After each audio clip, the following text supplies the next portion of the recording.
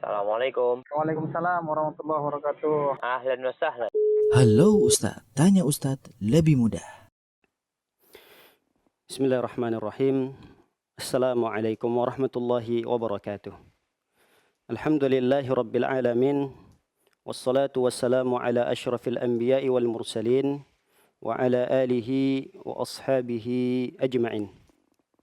Amma ba'du, saudaraku, kembali kita menyapa dalam program tanya jawab seputar Ramadan. Saudaraku yang semoga kita senantiasa dalam lindungan Allah Subhanahu wa taala. Alhamdulillah, hitungan beberapa hari ke depan kita akan memasuki bulan suci Ramadan. Bulan di mana Allah Subhanahu wa taala membukakan pintu-pintu surga. Bulan di mana Allah Subhanahu wa taala menutup serapat-rapatnya pintu neraka. Bahkan di bulan tersebut Allah Subhanahu wa taala belenggu para syaitan. Oleh karenanya, sebagai seorang mukmin hendaknya kita bergembira, senang menyambut bulan Ramadan. Walaupun dalam kondisi yang mungkin sama-sama kita alami, yaitu pandemi COVID-19 ini, namun sebaiknya dan selayaknya seorang mukmin, dia tidak berlarut dalam kesedihan. Dia tidak berlarut dalam duka. Hendaknya dia tetap menyambut bulan suci Ramadan ini dengan kegembiraan. Allah Subhanahu wa taala berfirman, "Qul bifadlillahi wa birahmatihi fabidzalika falyafrahu huwa khairum mimma yajma'un." Katakanlah wahai Muhammad, bifadlillah, sesungguhnya karena dengan karunia Allah, wa birahmatihi, dan kasih sayang Allah Subhanahu wa taala, fabidzalika, maka dengan demikian, falyafrahu, hendaknya kita bergembira. Kita tahu bahwa bulan Ramadan ini adalah bulan yang sangat besar keutamaannya, di mana Allah Subhanahu wa taala membagi-bagikan karunia-Nya di bulan tersebut. Rahmat Allah Subhanahu wa taala diturunkan di bulan tersebut. Maka dengan karunia dan rahmat Allah Subhanahu wa taala, falyafrahu, kata Allah Subhanahu wa taala, hendaknya kita bergembira. Huwa khairun mimma yajma'un, karena sesungguhnya karunia dan rahmat Allah Subhanahu wa taala di bulan Ramadan terkhususnya ini adalah perkara yang lebih baik daripada apa yang kita kumpulkan dari harta dunia. Mungkin kita berlomba-lomba ketika hidup di dunia sebelum bulan Ramadan untuk mengumpulkan harta benda. Kita sibuk bekerja, kita giat mencari uang untuk menghasilkan harta benda, untuk membeli mobil, untuk membeli rumah, mengumpulkan harta benda. Namun ketahuilah bahwa harta benda yang kita kumpulkan itu tidak lebih baik daripada karunia dan rahmat yang Allah berikan khususnya di bulan Ramadan nanti. Falyafrahu, saudaraku, hendaknya kita bergembira dalam menyambut bulan Ramadan ini. Tentunya seorang mukmin, seorang muslim yang memang keimanannya yang luar biasa, dia akan menanti-nanti bulan Ramadan ini. Dia akan rindu sekali dengan kehadiran bulan Ramadan ini. Dan kerinduannya memang datang dari lubuk hati yang sangat dalam. Sehingga jauh hari sebelum Ramadan datang, dia sudah teringat. Dia sudah mengimpi-impikan. Dia sudah merindu-rindukan suasana bulan Ramadan tersebut. Jauh sebelum bulan Ramadan, dia sudah merasa dan mengingat akan sholat tarawih. Jauh bulan Ramadan, dia sudah ingat puasa sebulan penuh, ibadah iktikaf. Kemudian ibadah-ibadah yang lain seperti tilawatul Quran, itu sudah mulai dia rindukan. Oleh karenanya, kerinduan yang seperti ini bisa jadi sebagaimana kerinduan Nabiullah Ya'qub alaihissalam. Bagaimana seorang Ya'qub yang mencintai putranya Yusuf alaihissalam. saking rindunya Nabi Yakub kepada Nabi Yusuf yang sampai 40 tahun mereka tidak bertemu, Nabi Yakub sampai buta matanya. Bahkan dalam akhir surah itu disebutkan oleh Allah Subhanahu wa taala, "Falamma fasalatil 'ir qala abuhum inni la ajidu riha Yusuf." Kata Yakub mengatakan, manakala Allah Subhanahu wa taala berfirman, manakala Ir itu adalah kafilah, rombongan putra-putra Nabi Yakub pulang dari Mesir, ketika sampai pada perbatasan antara Mesir dengan Palestina, Nabi Yakub mengatakan, "Inni la ajidu riha Yusuf." Sesungguhnya aku telah mencium bau Yusuf. Aroma Yusuf sudah tercium. Padahal kata Allah Subhanahu wa taala, Ir, putra-putra Nabi Yakub ketika itu ya baru nyampe keluar dari perbatasan Mesir. Jauh perjalanan, berhari-hari lagi baru akan sampai menemui Yakub. Tapi subhanallah, Yakub telah mencium aroma bau badannya Yusuf. Seperti itulah hendaknya kita sebagai seorang mukmin. Jauh sebelum Ramadan itu datang menemui kita, tapi kita sudah mencium aroma-aroma bau Ramadan tersebut dengan berbagai macam ibadah yang ada di dalamnya. Para hadirin, pemirsa, halo Ustadz yang semoga kita senantiasa dirahmati oleh Allah Subhanahu wa taala. Maka kegembiraan dan sukacita yang hendaknya kita tonjolkan di hari-hari ini, hendaknya kita mantapkan lagi. Jangan kita terlarut dengan kesedihan yang luar biasa dengan musibah yang Allah Subhanahu wa taala turunkan ini. Bersedih boleh, tapi jangan kesedihan kita itu sampai merusak keyakinan kita, merusak takdir yang telah Allah Subhanahu wa taala tetapkan, dan jangan pula sampai membuat kita tidak bisa beramal soleh. Hendaknya musibah yang Allah turunkan di hari-hari yang seperti ini akan menjadikan kita termotivasi lagi untuk semakin beribadah kepada Allah Subhanahu wa taala. Baik, para pemirsa yang semoga Allah Subhanahu wa taala lindungi dari segala mara bahaya.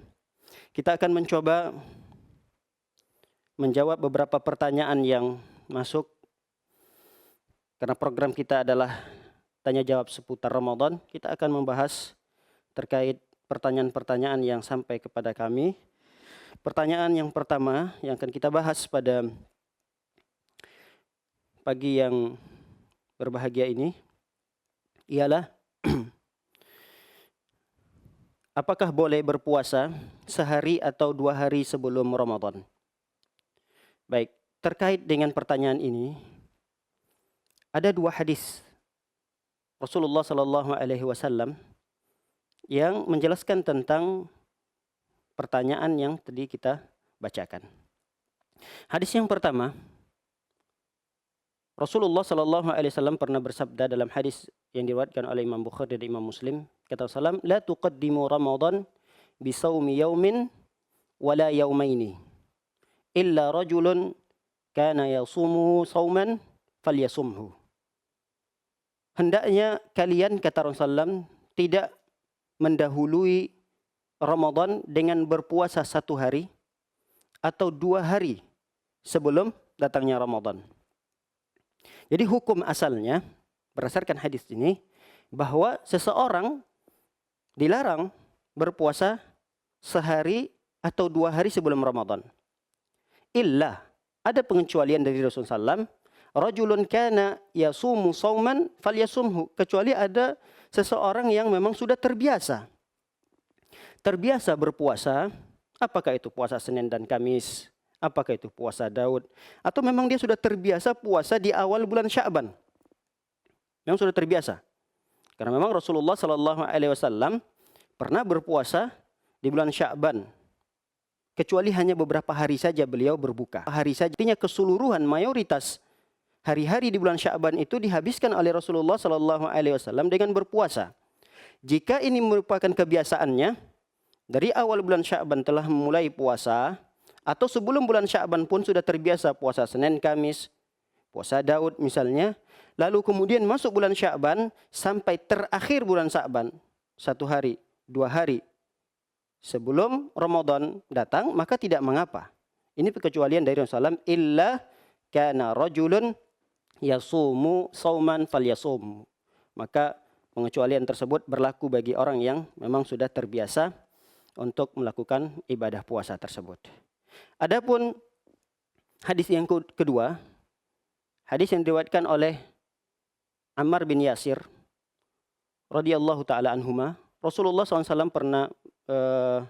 beliau pernah menceritakan, kata beliau, man shoma al-yawm alladhi yushakku fihi faqad asa Abul Qasim.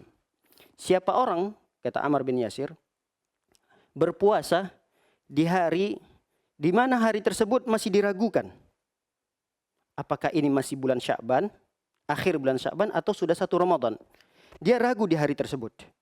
Maka dia mencoba untuk berpuasa karena kehati-hatian, kewaspadaan. Dia berpuasa di hari yang diragukan tersebut.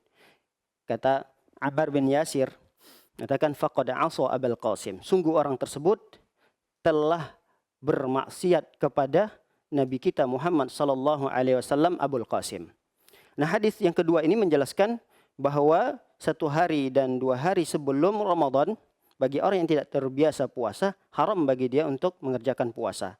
Apalagi niatnya untuk kehati-hatian. Apalagi niatnya adalah untuk kewaspadaan. Padahal, misal, hari tersebut adalah hari yang ke-29 Sya'ban. Ini hari ke-29 Sya'ban. Kemudian di malam harinya, ada beberapa tim dari pemerintahan sudah menyebarkan anggotanya untuk melihat hilal. Ternyata hilal tersebut tidak terlihat.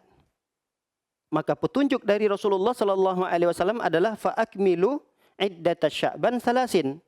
Petunjuk dari Rasulullah SAW, kalau kalian tidak melihat hilal di malam ke-30 Sya'ban tersebut, jadi hari ke-29, di malam harinya setelah ba'da maghrib, kita mulai menteropong melihat hilal itu sudah muncul atau belum.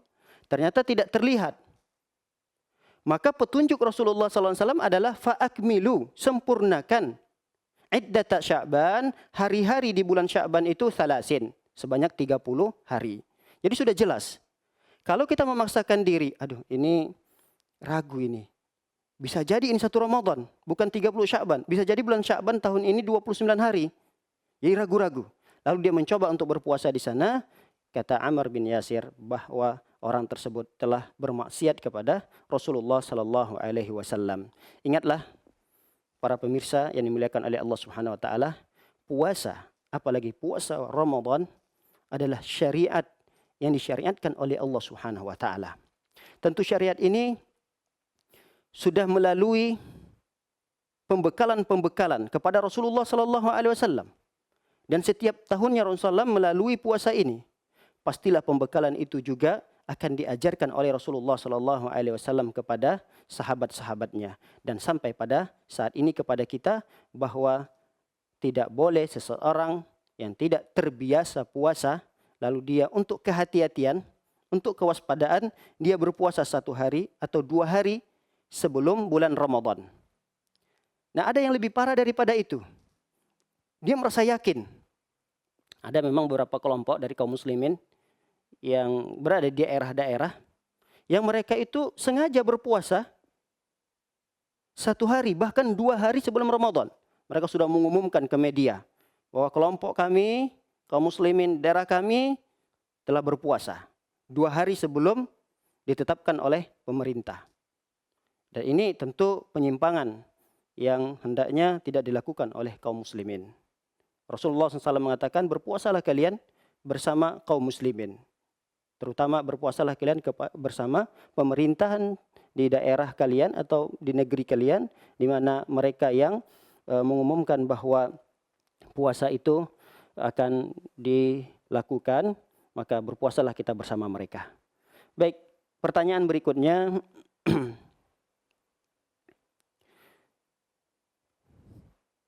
Bagaimana cara menentukan satu Ramadan? Apakah dengan hitungan hisab atau dengan melihat hilal? Pemirsa yang dirahmati oleh Allah Subhanahu wa taala, di negeri kita yang kita cintai ini ada dua metode dalam penetapan awal bulan. Tentunya bulan Hijriah maksudnya. Dalam penetapan awal bulan Hijriah ada dua metode yang dikenal di negeri kita. Yang pertama adalah hisab. Yang kedua adalah ru'yah. Apa itu hisab? Hisab itu adalah penentuan awal bulan atau penentuan posisi keberadaan bulan dengan cara penghitungan secara matematis atau dengan astronomis. Jadi ada ilmu falak, ilmu perbintangan yang mereka miliki rumusan-rumusan yang mereka anggap apabila keluar hasilnya ini adalah hasil yang sangat valid dari hitungan-hitungan tersebut. Nah, ini adalah metode yang pertama. Dan metode ini juga dilakukan oleh sebagian ormas Islam juga yang sangat besar juga melakukan metode hisab ini. Ada metode yang kedua yaitu ru'yah. Ru'yah itu dengan cara melihat langsung dengan mata kepala. Hilal itu bulan sabit. Ru'yatul hilal. Jadi melihat langsung dengan mata kepala atau memang dengan bantuan alat peneropong agar terlihat jelas hilal tersebut. Boleh dengan mata kepala langsung atau juga boleh dengan bantuan alat. Namun intinya adalah ru'yah itu dengan melihat langsung tampak hilal tersebut. Nah, dari dua metode yang sangat dikenal di negeri kita ini, maka wallahu ta'ala alam, metode yang benar dari dua pilihan ini adalah metode ru'yatul hilal. Bukan artinya kita menafikan sama sekali metode hisab ini. Boleh kita menentukan awal bulan dengan metode hisab, tapi itu hanya sekedar alat pembantu. Bukan sebuah kepastian untuk menentukan awal bulan Ramadan dengan hisab tersebut. Tetap kita menggunakan ru'yatul hilal dalam menentukan awal bulan dari Hijriah, namun hisab itu hanya sekedar alat penopang pembantu daripada ru'yah yang dilakukan oleh tim yang telah ditunjuk oleh pemerintah. Itu boleh, tidak ada masalah. Yang tidak boleh adalah memberikan secara utuh penentuan satu Ramadan atau awal bulan dari bulan Hijriah itu melalui metode hisab. Ini yang dianggap salah oleh para ulama. Nah, baik. Kalau kita memilih bahwa metode penentuan satu Ramadan itu adalah dengan ru'yatul hilal, maka hal ini sejalan dengan sabda Rasulullah sallallahu alaihi wasallam. Rasulullah SAW mengatakan sumu li ru'yatihi wa aftiru li ru'yatihi. Berpuasalah kalian dengan melihat hilal dan berhari rayalah kalian dengan melihat hilal.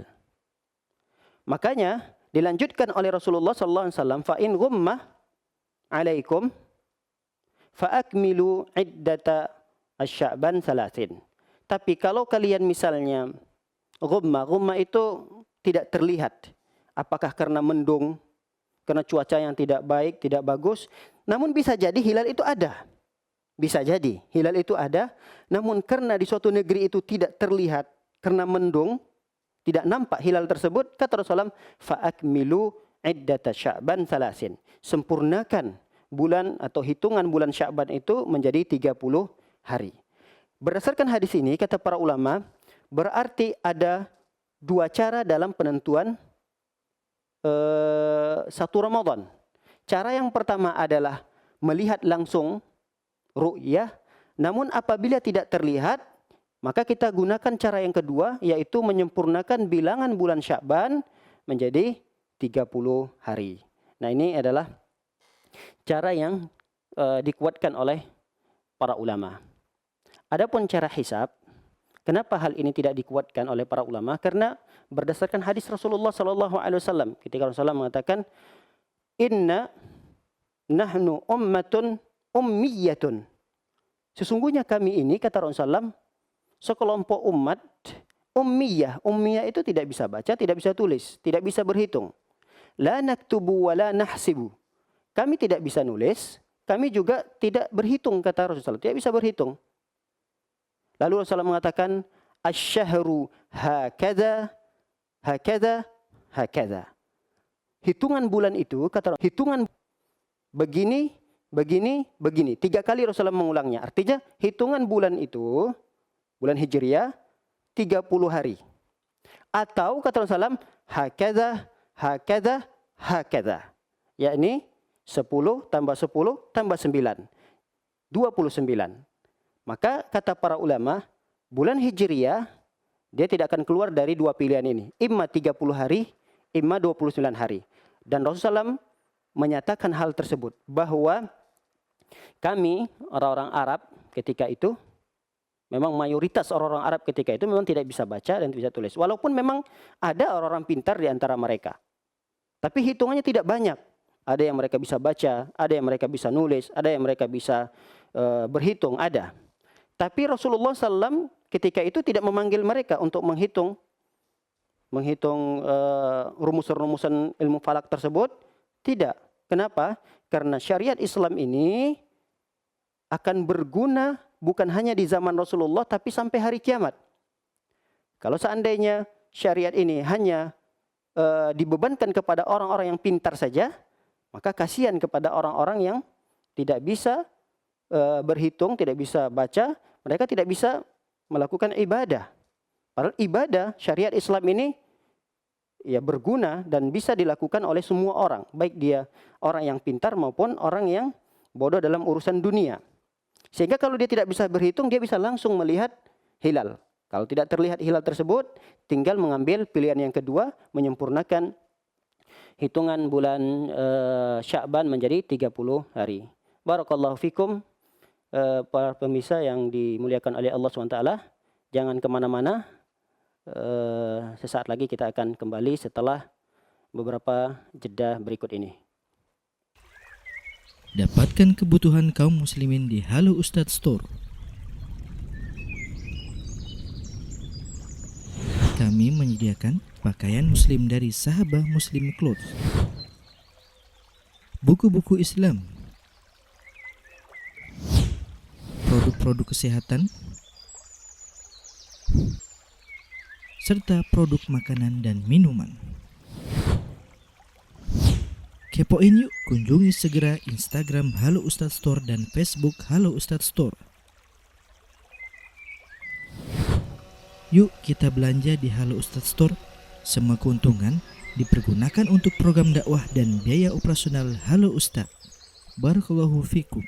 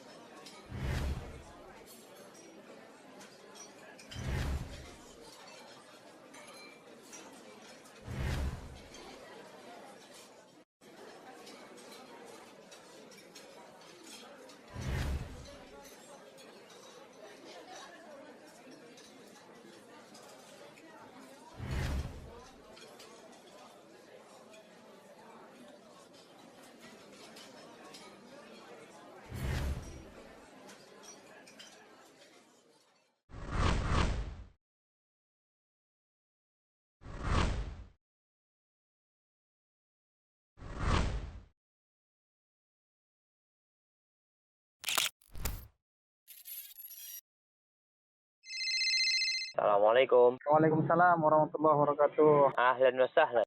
Halo Ustadz, tanya Ustadz lebih mudah. Bismillahirrahmanirrahim.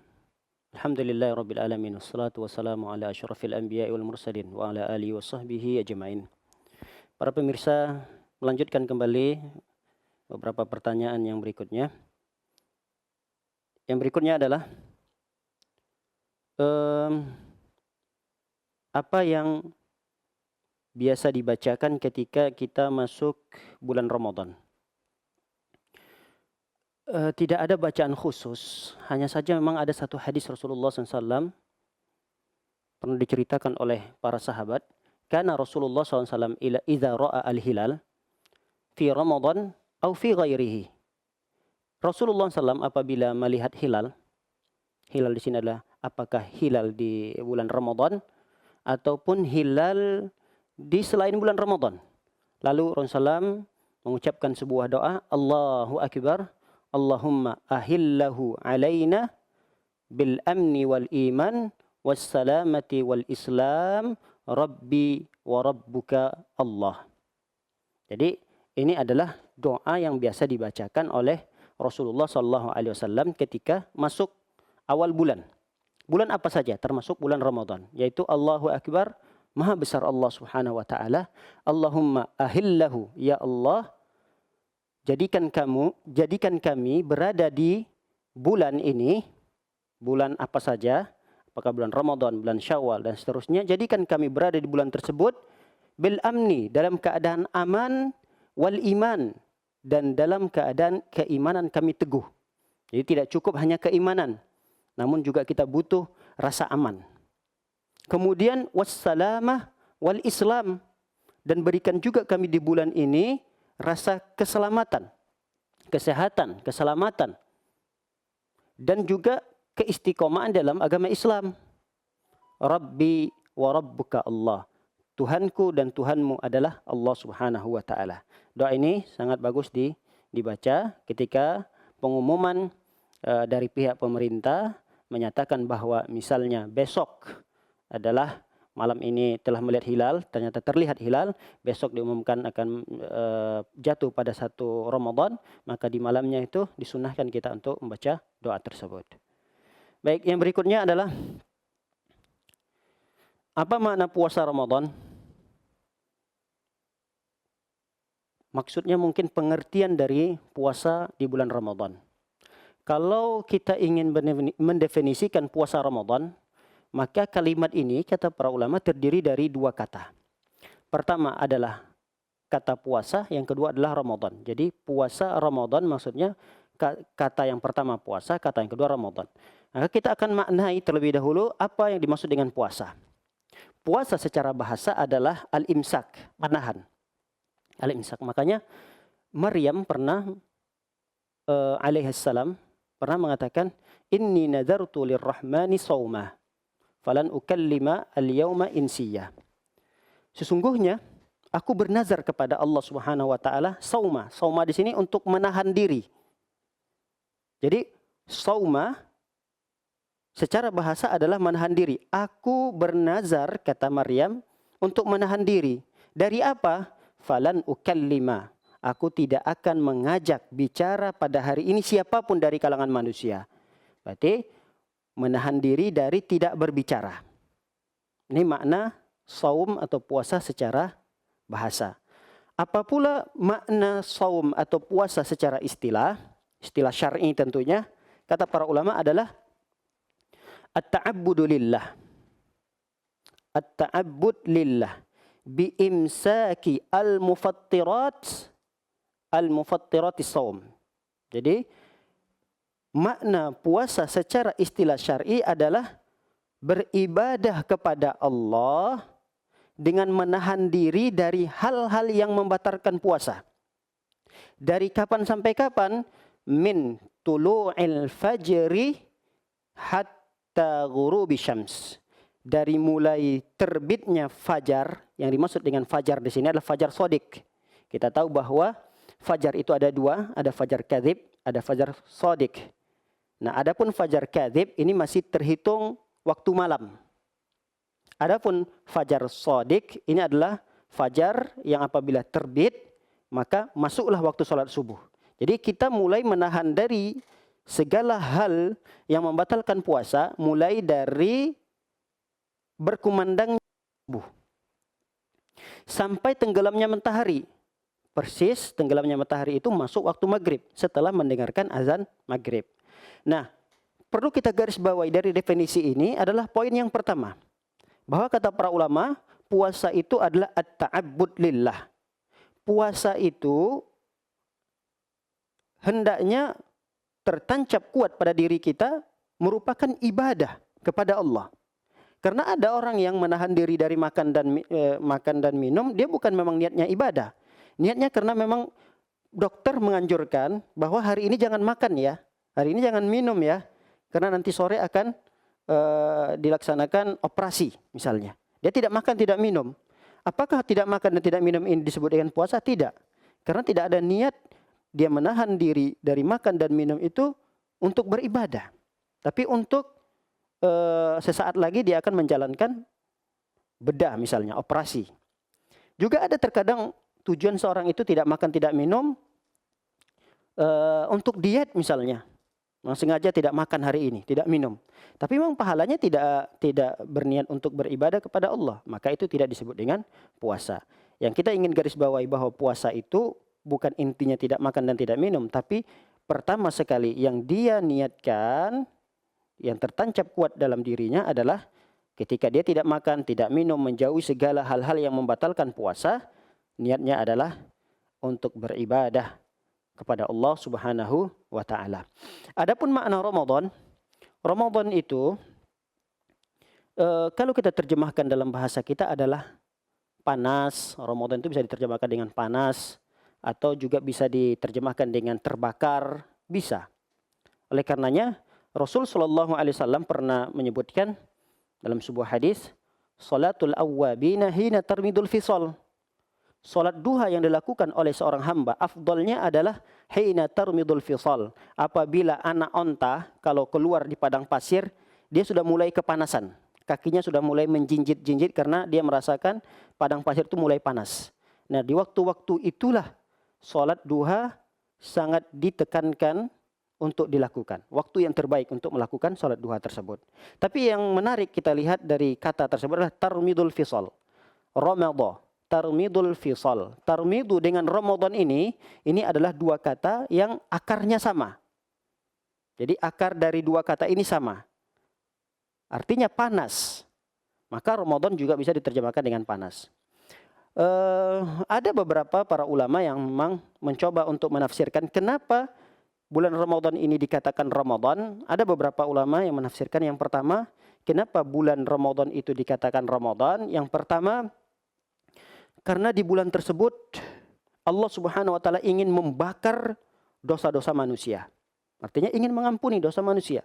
Ketika dia beribadah, beramal, kemudian memperbanyak ibadah di bulan tersebut, dengan begitu dosa-dosanya dibakar oleh Allah Subhanahu wa taala. Ada yang menerjemahkan bahwa kenapa bulan Ramadan itu dinamakan Ramadan? Karena biasanya cuaca di bulan tersebut memang panas. Jadi kebiasaan bahwa di negeri Arab itu masuk bulan Ramadan itu cuaca sudah mulai akan terlihat panas dan terus di bulan Ramadan sudah mulai cuacanya berganti dengan cuaca musim panas. Ada di antara para ulama mengatakan bisa jadi di sebuah daerah bulan Ramadan itu tidak musim panas. Bisa jadi musim hujan. Namun makna Ramadan di sini panas adalah bagi orang yang berpuasa, walaupun di daerah yang tidak panas, yang panas itu adalah tenggorokan dan lambungnya. Ketika tidak masuk makanan, tidak masuk minuman ke dalam tenggorokan dan lambungnya, maka orang yang berpuasa itu merasakan memang panas tenggorokan dan lambungnya. Makanya bulan Ramadan itu dinamakan Ramadan karena memang identik dengan suatu hal yang panas. Baik, para pemirsa yang dimuliakan oleh Allah Subhanahu wa taala, berikutnya kita akan menjawab, dan ini sudah mewakili pertanyaan-pertanyaan yang lain.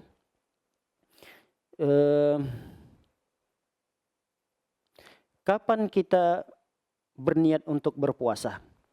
Apakah niatnya harus di malam hari? Para pemirsa yang dimuliakan oleh Allah Subhanahu wa taala, terkait dengan puasa Ramadan, kalau pertanyaannya yang dimaksud adalah berniat puasa Ramadan, maka sebaiknya memang niat itu dilakukan di malam hari. Tapi di malam hari ini tidak mesti sebelum tidur. Tidak mesti setelah sholat tarawih, tidak. Dikatakan seorang berniat berpuasa untuk esok harinya walaupun hanya beberapa menit sebelum terbitnya fajar. Misalnya 2 menit lagi atau 1 menit lagi akan dikumandangkan azan subuh. Terbitnya fajar sodik. Maka 1 menit sebelum terbitnya fajar sodik itu dia berniat untuk berpuasa, maka tetap dikatakan orang tersebut telah berniat puasa. Terkait dengan perkara ini ada hadis khusus Rasulullah mengatakan man lam yubayyit an-niyyah niyatus shaum minal lail fala siyama lahu. Siapa orang yang tidak berniat puasa di malam hari, maka tidak ada puasa baginya. Ya kata para ulama tidak sah puasa seseorang kalau dia tidak berniat puasa. Dan ini khusus hanya puasa di bulan Ramadan, puasa wajib saja. Karena hadis ini terkait dengan puasa wajib, puasa di bulan Ramadan. Maka apakah ada lafaz khusus, bacaan niat khusus untuk meniatkan bahwa besok kita akan berpuasa? Apakah saya berniat puasa untuk esok hari karena Allah Subhanahu wa taala dan seterusnya, atau mungkin ada yang membahasa Arabkannya nawaitu shauma ghadin an adai fardhi syahri Ramadan misalnya dan seterusnya. Kata para ulama tidak ada niat khusus. Sebenarnya ketika seseorang dengan bangunnya untuk bersahur, dia sudah meniatkan. Dengan bangunnya dari tidurnya, kemudian dia beres-beres, rapi-rapi, kemudian dia menghadap makanan, mulai dia makan sahur, itu sudah, kata para ulama, sudah ada niat terbesit di dalam hatinya bahwa ia ingin puasa besok. Walaupun dia tidak melafazkannya, walaupun dia tidak mengucapkan dengan kalimat tertentu dalam hatinya saya mau puasa besok, dalam hatinya tidak terlintas sama sekali, tapi dia melakukan aktivitas sahur, maka hal ini sudah mewakili bahwa dia telah berniat untuk puasa esok harinya. Adapun ketika puasa sunnah, nah di sini dijelaskan oleh para ulama, adapun puasa sunnah, maka tidak harus seseorang itu berniat di malam harinya. Boleh dia berniat di siang hari. Sebagaimana hadis yang diriwayatkan oleh Aisyah radhiyallahu taala anha, manakala Rasulullah SAW pulang, ketika itu bisa jadi pulang ya dari luar, masuk ke rumah Aisyah bertanya, "A'indakum syai'?" Apakah engkau wahai Aisyah memiliki sesuatu yang bisa dimakan? Kata Aisyah mengatakan, "Tidak ya Rasulullah." Rasulullah pun mengatakan, "Inni idzan shaim." Kalau begitu saya berpuasa saja. Dan Rasulullah mengatakan saya kalau begitu puasa, dan itu kata para ulama di siang hari. Ya siang hari itu maksudnya sudah terbit matahari. Pokoknya tidak lagi di waktu malam. Di waktu pagi menjelang siang. Rasulullah mengatakan tersebut. Niat itu Rasulullah munculkan setelah siang hari. Nah, hadis ini kata para ulama hanya khusus terkait dengan puasa sunnah saja. Adapun puasa wajib tidak boleh seseorang berniat di siang hari. Tidak sah puasa wajib apabila diniatkan di siang hari. Baik, berikutnya, apakah cukup berniat hanya 1 kali saja di awal Ramadan atau berniat puasa itu di setiap malamnya? Wallahu a'lam. Ada beberapa pendapat para ulama terkait dengan masalah ini. Ada yang mengatakan cukup dengan 1 kali saja. Jadi sebelum kita melaksanakan puasa esok harinya, jadi di malam harinya itu sudah berniat bahwa saya akan berpuasa 1 bulan penuh. Ada yang mengatakan cukup 1 kali niatnya, dan hari kedua tidak perlu niat lagi, ketiga dan sampai seterusnya karena sudah dia niatkan di awal Ramadan untuk berpuasa 1 bulan secara penuh. Maka ada ulama yang mengatakan boleh, tidak mengapa. Karena mereka menganggap bahwa puasa di bulan Ramadan itu memang sudah 1 paket. Jadi Ramadan namanya puasa Ramadan yang 1 paket dari awal sampai akhir. Sebagaimana ibadah sholat zuhur misalnya 4 rakaat memang 1 paket. Jadi tidak perlu diniatkan setiap rakaatnya sholat zuhur. Memang sudah 1 paket. Dari awal saja sudah cukup. Begitu juga misalnya disamakan seperti ibadah haji. Ibadah haji itu juga terdiri dari beberapa ritual. Di antaranya pakaian ihram, dia berniat, setelah itu berihram, kemudian tawaf, kemudian sa'i, ta'alul dan seterusnya. Ini adalah paket, satu paket. Jadi ketika berniat di awal, sudah dia tidak perlu lagi berniat ketika ingin tawaf, ketika ingin sa'i, memang sudah mewakili niatnya di awal. Nah, ada di antara para ulama yang menyamakan seperti itu. Wallahu alam, jumhur ulama, mayoritas ulama mengatakan sebaiknya seseorang itu ketika berpuasa di bulan Ramadan hendaknya memperbaiki niatnya di setiap malamnya. Ya, kalau dia mau puasa besok, malam ini harus berniat lagi. Nah, puasa besoknya lagi, malamnya dia harus berniat lagi. Karena para ulama yang kedua ini jumhur mengatakan bahwa ibadah di bulan Ramadan itu bukanlah merupakan satu kesatuan. Hari ini dia berpuasa itu beda dengan puasanya besok. Jadi dia ibadah yang mustaqillah. Mustaqillah itu ya terpisah. Terpisah antara hari ini, ibadah puasa hari ini dengan ibadah puasa besok. Maka hendaknya di setiap harinya dia memperbaharui kembali niatnya. Allah alam, sebaiknya untuk kehati-hatian silahkan untuk setiap malamnya memperbaharui niat untuk berpuasa esok hari. Baik, pertanyaan berikutnya adalah apa yang dilakukan oleh seorang anak apabila dia baligh?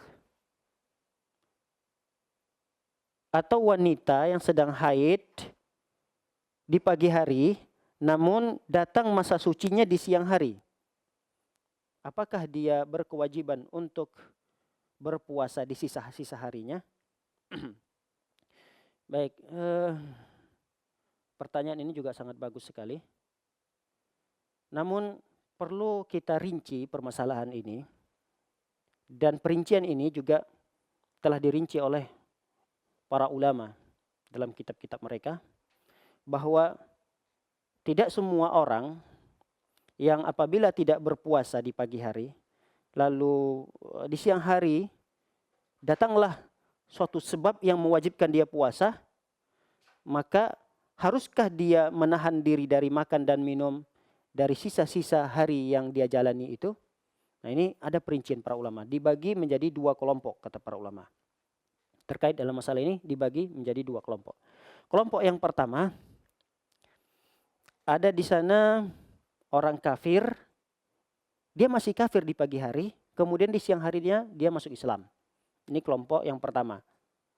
Termasuk dalam kelompok pertama ini juga adalah seorang anak yang di pagi harinya belum baligh, tapi di siang harinya dia baligh, tiba-tiba baligh.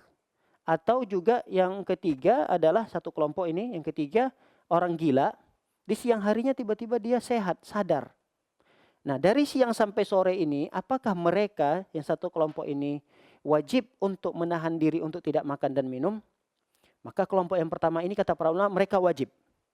Ketika mereka bertiga ini di pagi harinya tidak berpuasa, di siang harinya masuk Islam, baligh dan sehat.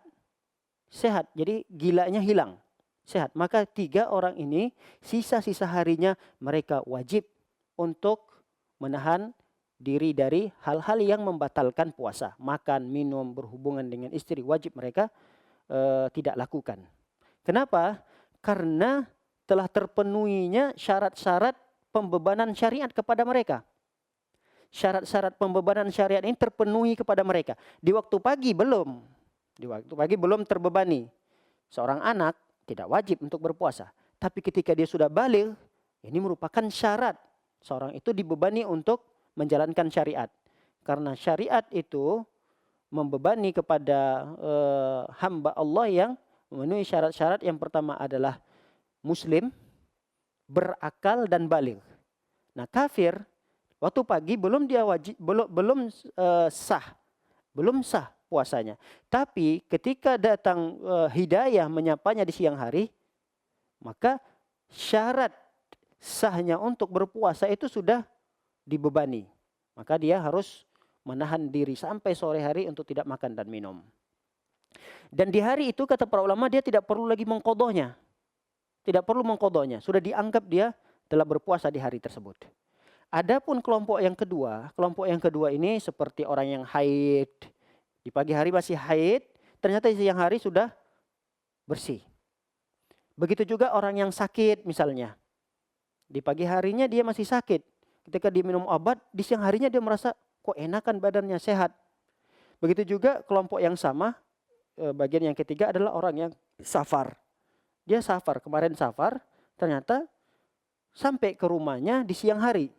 Berarti sudah tidak safar lagi, dia sudah terhitung mukim. Nah, 3 kelompok orang ini dikelompokkan menjadi satu, kata para ulama, ketika mereka di siang hari hilang uzurnya, maka mereka tidak berkewajiban untuk menahan diri dari makan dan minum. Kenapa? Karena di waktu pagi mereka tetap masih mendapatkan uzur. Uzur syar'i, mereka tidak berpuasa. Orang yang sakit boleh tidak berpuasa. Orang yang haid boleh tidak berpuasa. Orang yang safar boleh tidak berpuasa. Berarti mereka ini adalah ahlul a'zar, yaitu orang-orang yang mendapatkan uzur, alasan mereka tidak berpuasa. Ketika di siang hari hilang uzurnya, maka tetap mereka dikategorikan orang-orang yang mendapatkan uzur dan mereka tidak perlu untuk menahan diri dari sisa-sisa hari tersebut untuk tidak makan dan tidak minum. Hanya saja kata para ulama di hari tersebut nanti mereka harus mengqadhahnya di hari-hari yang lain. Barakallahu fiikum. Demikian untuk sesi yang kedua ini. Para pemirsa tetap bersama kami setelah jeda berikut ini.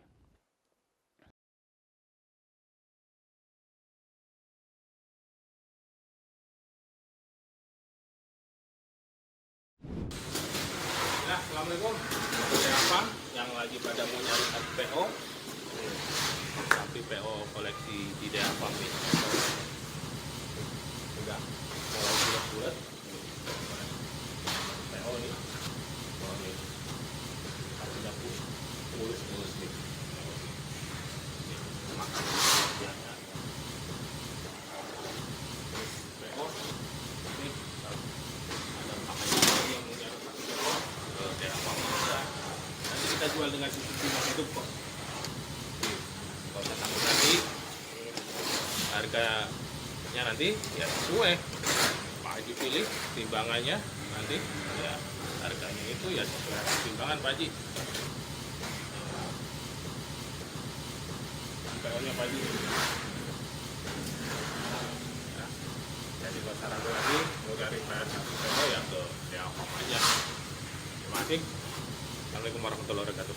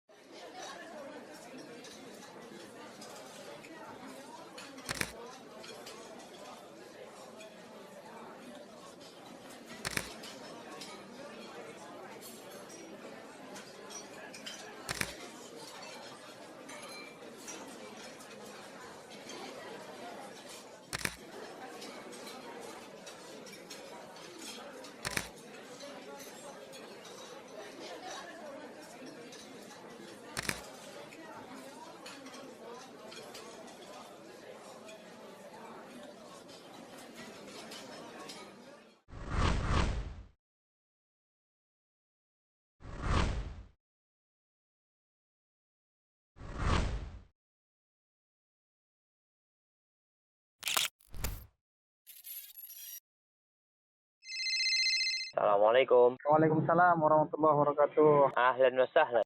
Halo Ustadz, tanya Ustadz lebih mudah. Bismillahirrahmanirrahim.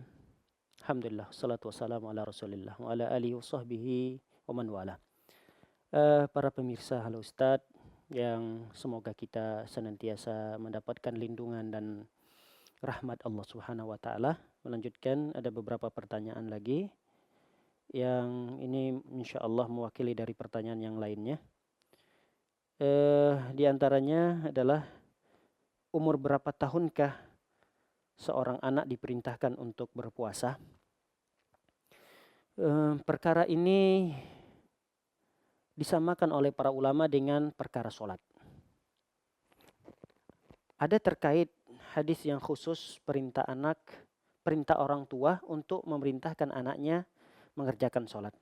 Rasulullah bersabda, muru auladakum, dalam riwayat yang lain, muru abna'akum bis-shalah wahum abna'u sab'a sinin. Perintahkanlah anak-anak kalian untuk mengerjakan sholat ketika mereka berusia 7 tahun. Dan waduribuhum, pukul mereka. Karena perintah sholat tersebut, jika mereka sudah berusia 10 tahun. Maka dari hadis ini, berdasarkan hadis ini juga dikaitkan oleh para ulama dengan ibadah puasa. Jadi ibadah sholat dengan ibadah puasa ada kesamaan kata para ulama. Kesamaannya adalah sama-sama ibadah yang dikerjakan dengan anggota badan. Sholat dikerjakan dengan anggota badan, puasa juga sama. Sholat adalah rukun Islam, puasa juga rukun Islam. Jadi ada kesamaan dari dua ibadah ini. Sehingga kapan usia anak tersebut diperintahkan untuk berpuasa? Ya di usia 7 tahun. Tentunya perintah di sini hanya sekedar himbauan, anjuran, ajakan saja dengan kasih sayang. Namun ketika usia anak tersebut sudah berusia 10 tahun, maka ketika dia enggan untuk tidak berpuasa, boleh dipukul. Sebagaimana seorang anak yang tidak mau sholat di usia 10 tahun boleh dipukul oleh seorang ayah. Nah, pukulan ini tentunya bukan pukulan dendam, bukan karena pukulan kesal karena dia tidak memenuhi peraturan dan permintaan kita, bukan. Tapi pukulan di sini adalah pukulan dalam rangka mendidik, memberikan peringatan. Dan dia tidak sampai menyakiti. Tidak sampai membuat anak tersebut lebam, berbekas pukulan tersebut, sampai cedera anak itu, tidak. Tapi hanya sekedar pembelajaran saja, agar kita ingin tekankan bahwa ini adalah ibadah yang bukan suatu hal yang harus diremehkan. Ini harus dijaga ibadah ini. Dan ini adalah merupakan kewajiban orang tua. Oleh karenanya Allah Subhanahu wa taala memerintahkan, ya ayyuhalladzina amanu, kan ya ayyuhasakum wa ahlikum nara. Wahai orang-orang beriman, jaga diri kalian tidak cukup dan keluarga kalian. Tidak cukup kita hanya menjaga diri kita dari api neraka, tapi Allah perintahkan wa ahlikum. Keluarga kalian juga harus kalian jaga. Siapa kalian di sini? Tentunya kepala keluarga kita sebagai kedua orang tua. Dan bentuk kasih sayang seorang orang tua kepada anaknya adalah dia menjaga keluarganya, terutama anaknya, istrinya, dari api neraka Allah Subhanahu wa taala. Ingatlah wahai para orang tua bahwa kita ini adalah pemimpin dan kepemimpinan kita itu akan dipertanggungjawabkan di hadapan Allah Subhanahu wa taala. Kullukum ra'in wa kullukum mas'ulun an ra'iyatihi. Setiap kalian adalah pemimpin dan kelak kepemimpinan kalian itu akan diminta pertanggungjawabannya oleh Allah Subhanahu wa taala pada hari kiamat. Berikutnya, ketika seorang berniat di malam harinya untuk safar, apakah boleh sengaja dia besok tidak berpuasa? Pertanyaan ini mungkin sudah dipahami. Maksudnya adalah, ini di bulan Ramadan misalnya. Besok ada jadwal safar, keluar kota. Nah, boleh nggak dari malam itu dia sudah berniat tidak berpuasa? Sudah, kan besok saya mau safar. Besok nggak perlu sahur, nggak perlu menahan diri dari haus dan lapar, karena memang besok itu sudah terjadwal safar kita.